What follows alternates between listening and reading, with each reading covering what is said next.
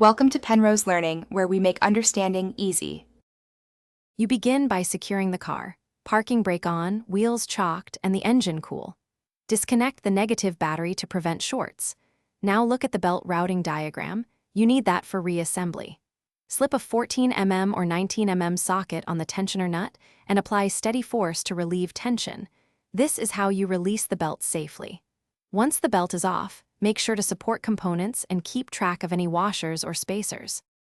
With the belt off, you focus on the tensioner. Rotate it again and hold it so the arm doesn't snap back. Remove the main mounting bolt while supporting the assembly. This prevents the arm from dropping.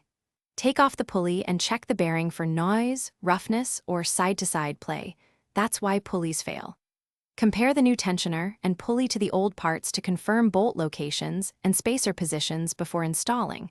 This step avoids misalignment and belt squeal. You install the new tensioner and pulley, threading the bolt by hand to avoid cross-threading, then torque it to the manufacturer spec. Reroute the belt exactly as shown on the diagram and apply tension using the wrench on the tensioner. Make sure the belt seats in every rib. Start the engine and watch the pulley run. Listen for chatter or squeal. If you hear noise or see misalignment, stop the engine and recheck belt seating and pulley offset. Often a twisted belt or...